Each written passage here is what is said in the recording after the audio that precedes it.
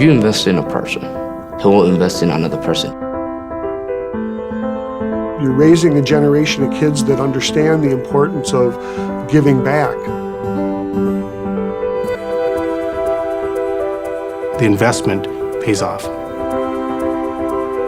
We're not saving a dollar, we're not saving a house, we're saving a kid to be somebody.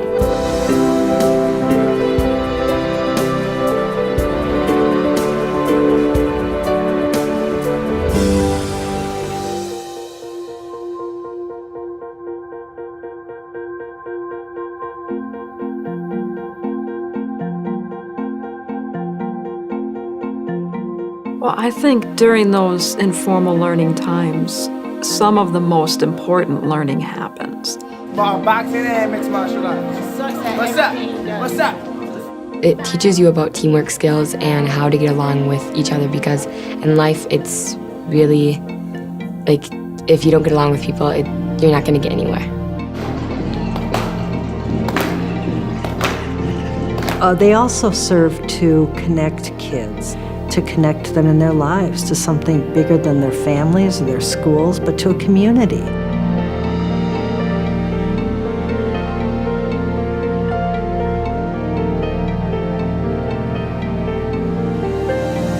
Before I came into this position, that's probably one of the things that I lacked, was an awareness of the need that existed in our community.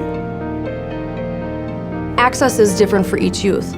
Some have a barrier of financial, some have a transportation. So access is different than just, I'm gonna walk through a door.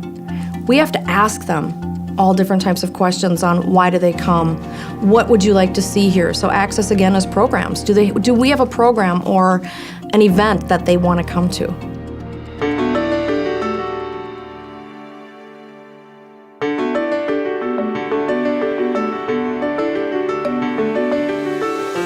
More youth than we realize that are really not being educated in a quality way.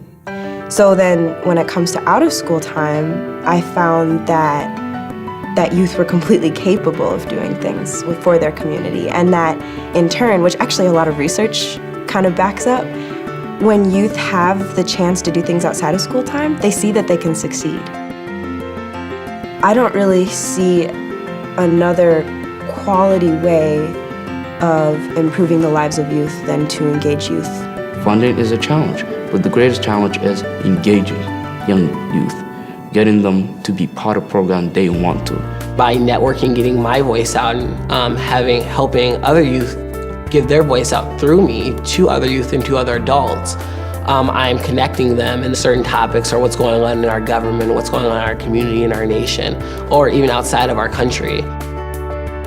So a quality program is where they're going to come back to. They feel like they learned something, they feel like they're part of something, they feel like, man, the service was great, the resources, they got a lot out of it.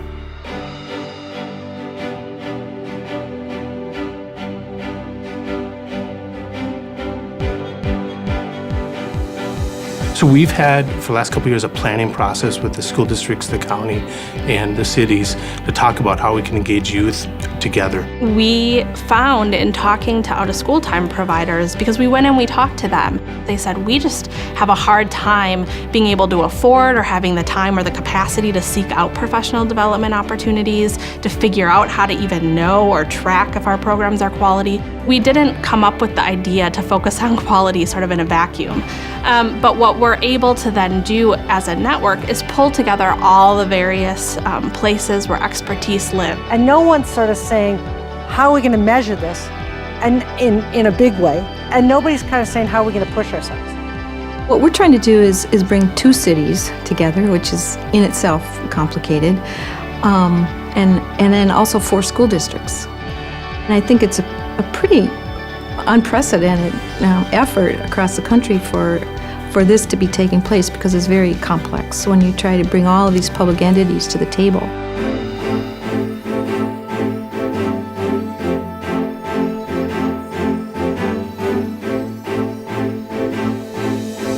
And really getting businesses to say, yeah, we're going to adopt our neighborhood school. We are going to take that school on and take ownership over that school. We're going to have our employees go in either over the lunch hour or after school and invest in these kids. If you know how important the youth are for tomorrow, for the future, then you would put their voice first. So it's one thing to do things, but to measure the results, make changes. And every year, this program comes back for review before council, and they present results. And those results speak highly of what we can do. You know, on the positive side, the willingness for people to really change how they think, to roll up their sleeves, to do things differently. Once we engaged the conversation, it was really wonderful to see people that were willing to say, well, you know, I haven't traditionally thought of my role that way, but if the evidence is clear and we can do things in a different way, we're prepared to do that. When our generation grows up, who's going to be in charge? We are. And so we're going to have to take care of them too. And so it's in their best interest to take care of us now.